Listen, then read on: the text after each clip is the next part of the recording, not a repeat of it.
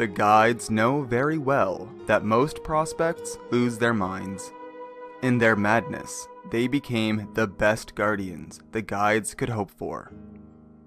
The first and most frequently encountered enemy of Absolver, outside of your fellow players, are the broken men and women who came before us. Minds worn away into nothing, their purpose forgotten. These lost prospects wander through the shattered streets of Raslan without hope of escape or salvation. If Rizzarin's warning is to be believed, this is by design. But what exactly turns an eager and determined prospect into a mindless guard dog? As easy as it would be to just point to Essence and their evident obsession with it as the obvious cause, I don't think the answer is quite that simple. While true that several characters confirm for us that the draw of Essence has become a driving force for the lost prospects trapped inside the city, we're never shown any explicit confirmation this draw itself is the catalyst for their mental degradation. What's more, we know that the might of the Adalian Empire was, itself, built upon a foundation of essence, and loose shards of the medicinal mineral can still be seen scattered through the homes and streets of Raslan. One would think that, were essence addiction truly a danger to the average person in the world of Absolver, the madness accompanying it would have been a serious issue, especially in a culture effectively devoted to essence use. However, by all accounts, prior to the sudden and unforeseen devastation of the downfall, the Empire was peaceful, prosperous, and most importantly, stable. Even the guides, who seemed to share a deep disdain toward the fallen Empire and waste no opportunity to refer to them as infidels, pagans, and heretics, never refute the image of Adal at the height of its power as the bright, shining center of the world. In fact, the single real warning we receive relating to losing ourselves isn't about essence per se. It's an admonition against losing ourselves to the fold, a term more frequently used in reference to the power which allows us to revive and pull weapons from thin air, rather than the mineral itself. Now, to understand why I point out this distinction, we have to take a closer look at what we know about the physical attributes of those who undergo the mask enchantment ritual. The most obvious of these traits is clearly their nigh immortality, the ability to reappear at a guide-controlled altar at the moment of defeat rather than face true death. What is less known, though, is that prospects and absolvers alike lose the capacity to consume food or drink, and it's strongly implied that sleep is also denied to them.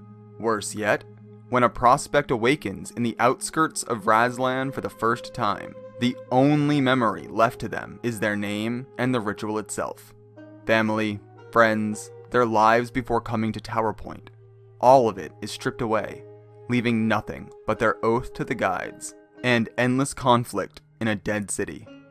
Whatever mortal life a volunteer may have had, that life is fundamentally altered the moment they put on their mask. With all this in mind, we can begin to piece together a rather bleak picture about the existence and inevitable fate of the average prospect. Trapped inside a crumbling ruin with untold number of violent madmen prowling the streets, unable to sleep or dream or enjoy a meal or share a drink, your entire existence reduced down to brutal combat from which there is no escape.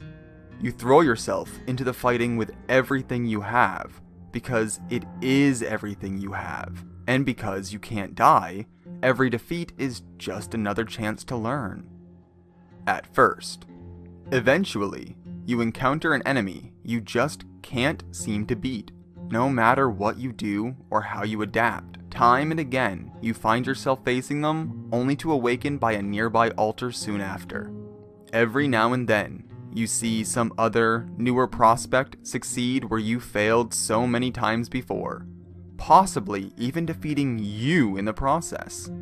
Despair begins to set in, The sense of purpose that drove you to improve before is slowly replaced by a dread realization that there is nothing else to distract from the pain of constant failure in this place, not while wearing the mask. Unable to tear it off yourself, incapable of advancing or escaping, there is nothing left to do but take out your impotent rage on any passing prospect who happens to catch your attention and brood over the miserable prison you volunteered for reasons you can no longer even remember in the first place. Madness becomes the only refuge, the closest thing to an escape your shattered mind can still hope for.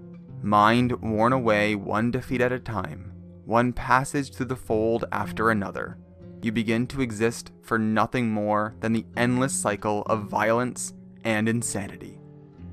As the last vestiges of sanity flicker into darkness, a call that seems to come from the ground itself and fills the world around you, always there, but so subtle it couldn't be noticed over the determination which had once dominated all other thoughts, begins to fill the mind. Who they were, their dedication to becoming an absolver, their oath to the guides, their hopeless need to escape, none of that matters as the hum of essence replaces it all with an obsessive fascination. Interestingly enough, the only characters to reference a call or imply an irresistible compulsion emanating from raw essence stone are themselves masked, while others, like the guides, seem practically unaware of the idea, ascribing the obsession over essence to simple greed or ignorance instead.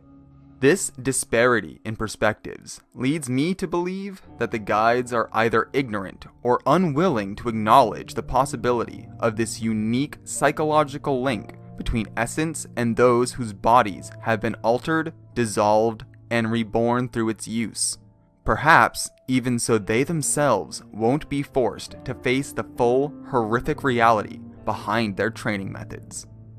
In the end, while the guides attempt to scapegoat essence itself as the reason so many prospects lose themselves, it's far more likely that the mental strain of an undying existence stripped of everything but violent confrontation in a desolate, broken landscape had more to do with their degraded mental state than anything else.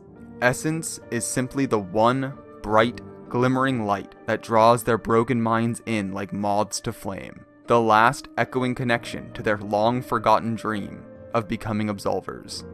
Essence brought them to this place, and now essence is all they know.